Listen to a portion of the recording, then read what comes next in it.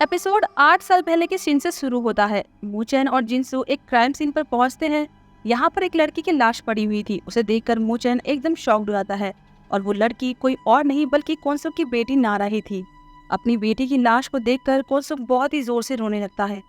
उसके बाद वो घर पर अपनी बेटी की पुरानी वीडियो देखकर मुस्कुरा रहा था।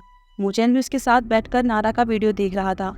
कुछ टाइम बाद जब कोनसुक की बेटी के कातिल को रिहा कर दिया गया था तो उस समय सबसे ज्यादा गुस्से में मूचेन ही था। उसे इस बात का गुस्सा आ रहा था कि उनका ये कैसा लॉ है जो क्रिमिनल्स को इतनी आसानी से जाने दे रहा है, पर कोनसुक उसे रोकते हुए समझाता है कि उन्हें इस लॉ को फॉलो करना होगा। सीन प्रेजेंट में शिफ्ट होता है। मूचेन और यून जेल के बाहर रिपोर्टर्स की भीड़ देखते हैं। न्यूज में ये बात फैल रही थी कि पुलिस ने मूचेन की कंडीशन को लेकर सबसे झूठ कहा। इसी बीच हम मिंसू को देखते हैं। वो टीवी पर यही न्यूज देखकर हंस रहा था। उसके साथ एक लड़की भी थी जो उसे इरिटेट कर रही थी। उसके दिल के पास बने एक निशान के बारे में पूछ रही थी, इसीलिए वो बहुत गुस्से में आकर एक कप से उसे मारता है। वहाँ डॉग मास्क गेटल सबको बता रहा था कि पुलिस ने लोगों से झूठ कहा। उन्होंने फेक न्यूज़ फैलाकर उसे फंसाने की कोशिश की और उसके किलिंग बोर्ड की जस्टिस का मजाक उड़ाया। रिपोर्टर्स मूचेन से सवाल करने लगते हैं, लेकिन वो सिचुएशन से भागने की बजाय उनका सामना करता है।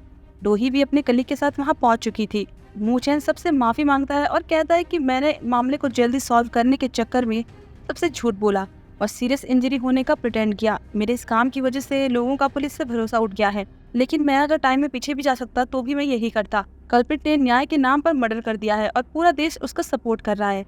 यहाँ तक कि पुलिस से ज्यादा सपोर्ट तो उस क्रिमिनल को मिल रहा है। उस क्रिमिनल को पकड़ने के लिए ही मैंने रोल्स तोड़े हैं। मूचेन गेटल को चैलेंज करते हुए कहता है कि तुम कोई हीरो नहीं हो, तुम एक मर्डरर हो और तुम्हारा तरीका भी गलत है। चाहे जो कुछ भी हो जाए, मैं तुम्हें पकड़ कर ही रहूंगा। ये सुनने के बाद रिपोर्टर्स मूचेन से सवाल करने लगते हैं। अब सवालों से बचने के लिए यून लोगों का ध्यान भटका देती है और जल्दी से मूचेन को वहां से ले जाती है। इन्वेस्टिगेशन यूनिट के सभी लोगों को भी इस बारे में पता चल गया था। लोगों की हेटफुल कमेंट की वजह से उनकी वेबसाइट का ट्रैफिक बढ़ रहा था और सर्वर डाउन हो रहा था। डिटेक्टिव बैन मूचेन से नाराज था कि उसने उन्हें सच्चाई नहीं बताई। वो तो जिनसू को भी ये कहने लगता है कि क्या तुम लोगों को हम पर भरोसा नहीं था। तभी जिनसू को बेगीचुल की वाइफ की मौत की खबर मिलती है और वो इस बारे में सबको बताता है। इस बीच हम गेटल को देखते हैं। वो मूचेन की वीडियो को देख रहा था। उसकी बातें सुनकर वो हंसने लगता है। दूसरी तरफ जेल में कोनसुक वार्डन के साथ चाय पी रहा था। वो भी वही न्यूज़ देख रहा था। वार्डन कहता है कि अगर लोगों को पता चल गया कि मूचेन यहाँ पर तुमसे मिलने आया था तो हम मुसीबत में पड़ सकते हैं। कोनसुक कहता है कि मैं तो यही चाहता हूँ कि उन्हें पता चल जाए ताकि हम गेटल को ढूंढ सके। इससे तो वार्डन को उस पर ही शक होने लगता है। वो पूछता है कि क्या तुम सच में गेटल से जुड़े हुए हो। वो कहता है कि अगर पुलिस को ऐसा नहीं लगता तो मूचेन यहाँ नहीं आता। तभी गार्ड उसे लेने आता है, लेकिन कोनसुक को वार्डन के साथ ऐसे चाय पीते हुए देखकर उसे बिल्कुल भी अच्छा नहीं लगता। यहाँ से ले जाते वक्त कोनसुक रुक जाता है और बाहर देखने लगता है। गार्ड उसे चलने के लिए कह रहा था, लेकिन वो उसकी सुन ही नहीं रहा था। इसीलिए गार्ड को बहुत ही गुस्सा आ जाता है और उसे बुरी तरह से मारने लगता है। कहता है कि तुम क्या सोचते हो, तुम बहुत ही महान हो। तुमने एक आदमी का खून किया है और तुम एक मर्डर से ज़्यादा कुछ भी नहीं हो। वहाँ यून मूचेन को अपने घर ले जाती है। इस सिचुएशन में वो फिलहाल कहीं और नहीं जा सकता था क्योंकि हर जगह रिपोर्टर्स उनको फॉलो कर रहे थे। जूमी को मूचेन का यहाँ रहना ठीक नहीं लगता क्योंकि ये लड़कियों का घर था, तो वो उसे कहने लगती है कि तुम्हें मैनर्स नहीं है क्या या फिर कॉमन सेंस की कमी है। मूचेन जवाब में कहता है कि जब तुम टीनेजर एक डेंजरस पुलिस इन्वेस्टिगेशन से जुड़े थे तब तुम्हारा कॉमन सेंस कहाँ गया था और तुम लोग कोनसो के घर में कैसे गए। पर यून उसे बताती है कि ये उसकी गलती है क्योंकि वो गेटल की वीडियो को जूमिन की कंप्यूटर से डिलीट करना भूल गई थी। साथ ही वो उनकी तारीफ भी करती है कि उन दोनों ने वीडियो को बहुत अच्छे से एनालाइज किया, जिसकी वजह से कोनसो के घर का पता चल पाया।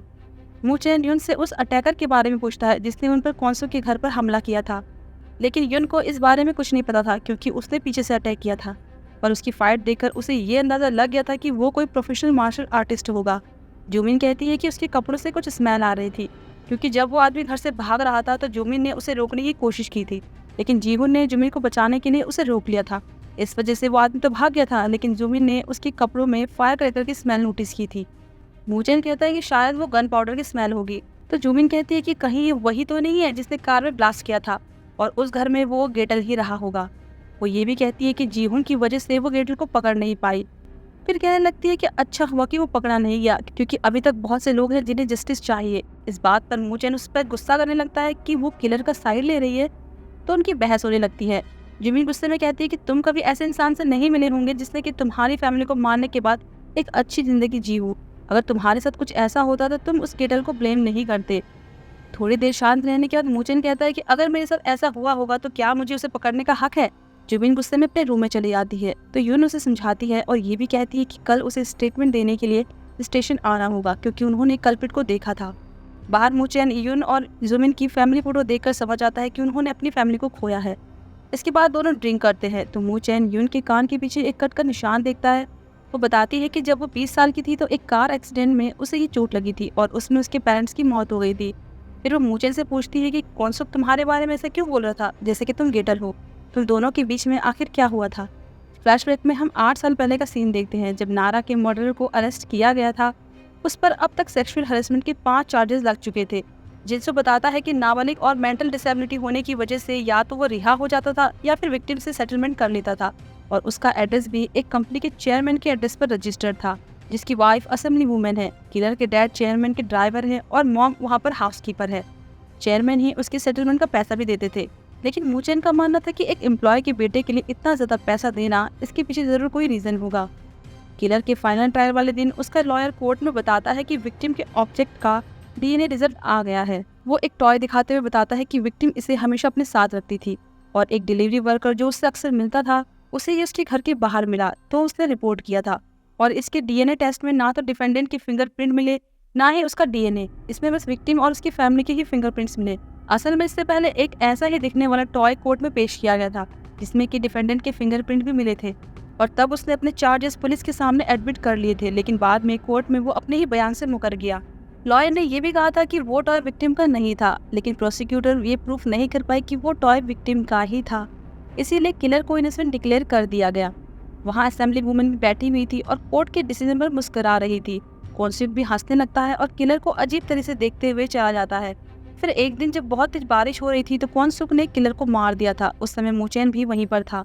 मूचैन इसके लिए खुद को दोषी माना था क्योंकि वो किलर को दोषी साबित नहीं कर पाया।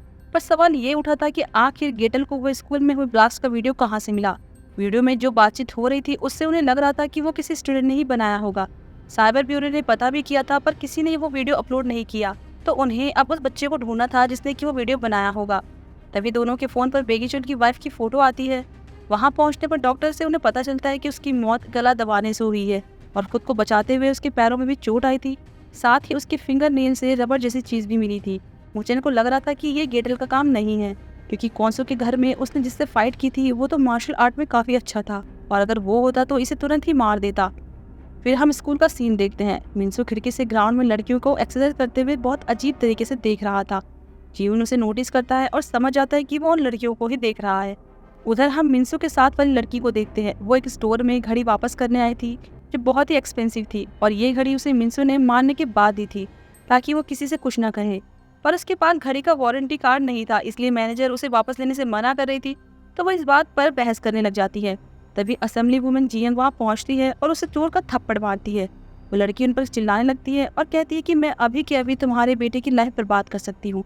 असेंबली वुमेन उसे पैसे देकर वार्न करती है कि अगर तुमने मेरे बेटे के बारे में किसी को भी बताया तो तुम्हारे साथ अच्छा नहीं होगा। तो लड़की पैसे देकर कहती है कि ये तो बहुत ही कम है।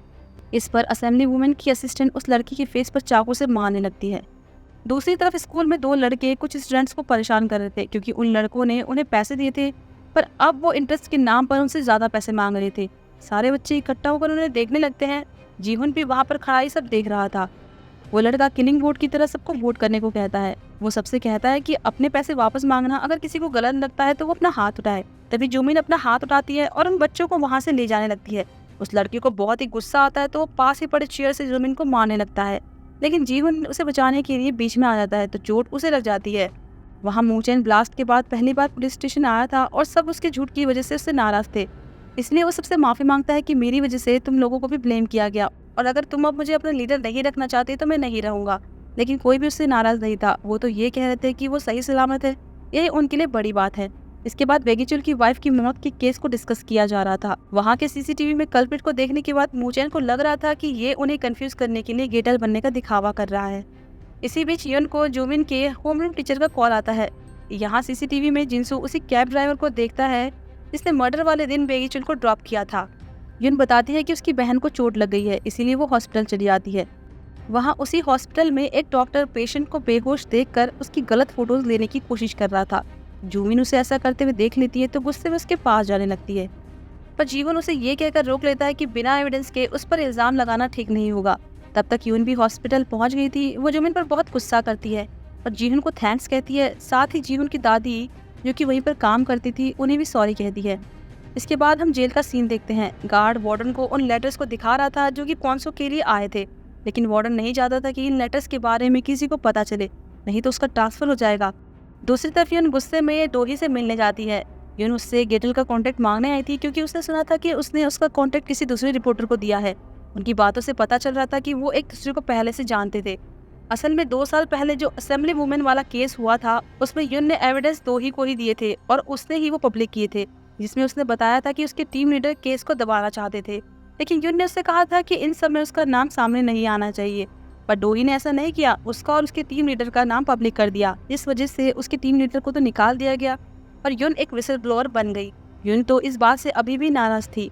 अब यून को इतना गुस्सा आ जाता है कि वो अपने तरीके से उससे पूछने लगती है कि तुमने ही गेटल को स्कूल वाला वीडियो दिया है ना, लेकिन वो मना करती है और कहती है कि तुम खुद ही इन्वेस्टिगेट कर लो। पर उसके जाने के बाद वो अपने फ़ोन में एक मेल को डिलीट कर देती है जो कि कार एक्सप्लोजन के मामले से जुड़ा हुआ था। वहाँ मू चैन जेल के गार्ड से मिलने आया था क्योंकि उसने मू चैन को क्वांसो के लेटर की फ़ोटो भेजी थी। वो बताता है कि क्वांसो को जेल में बहुत सारे लेटर्स आते हैं, ज़्यादातर तो उसके सपोर्ट में ही होते हैं, लेकिन वार्डन ने पहली बार उसे इन मेल्स को चेक करने के लिए कहा क्योंकि शायद उसे डर है कि इन सब के चक्कर में कहीं वो न फंस जाए।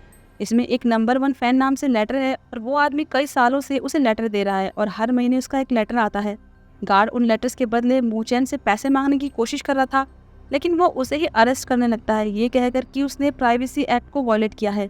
उसने किसी और के लेटर पर गैर कानूनी कब्जा किया है और एविडेंस के लिए वो उन लेटर्स को भी ले लेता है।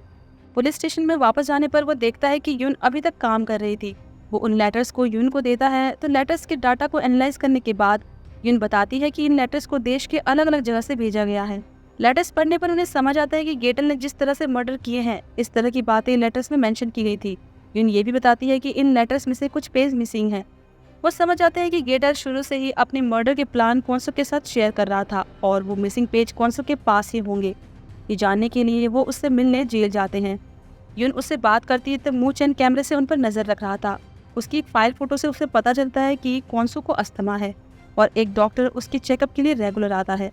यून पहले एक म्यूजिक रिकॉर्ड प्ले करती है जो उसे क्वांसो के घर से मिला था। इसे सुन के क्वांसो को बहुत अच्छा लग रहा था। इसके बाद वो उन लेटर्स को निकाल कर कहती है कि इन लेटर्स में नंबर 1 फैन ने डिटेल में बताया है कि किलिंग रूट की विक्टिम को कैसे मारा जाएगा, पर इनमें कुछ पेज मिसिंग है और मुझे लगता है कि उनमें टारगेट के नाम थे। वो बताता है कि उनमें नाम नहीं थे, लेकिन ऐसा कुछ लिखा हुआ था जिससे कि टारगेट को गैस किया जा सकता है और वो इशारा करता है कि वो नाम अब उसके दिमाग में है। असल में क्वांसुक ने उन पेज को फेंक दिया था। उसने ऐसा इसलिए किया था ताकि वो पुलिस को ये एहसास दिला सके कि गेटल को पकड़ने में सिर्फ वही है जो उनकी हेल्प कर सकता है। फिर वो कैमरे की तरफ देखकर मोचन को एड्रेस करता है कि अगर तुम मुझसे इन्फॉर्मेशन चाहते हो तो तुम्हें मुझे यहाँ से बाहर निकालना होगा और स्पेशल पार्डन पर ही मैं इन्वेस्टिगेशन में तुम्हें कोऑपरेट करूँगा। ये सब सुनकर तो यून और मोचन एकदम ही शॉक्ड हो गए थे। सीन शिफ्ट होता है और हम देखते हैं कि क्वांसुक जेल से बाहर निकलता है। बाहर आते ही वो एक गहरी सांस लेता है और यहाँ आप यून उसका वेट कर रही थी। यहाँ पर ये एपिसोड खत्म होता है। अब आगे क्या होगा ये जानने के लिए मिलते हैं नेक्स्ट एपिसोड में।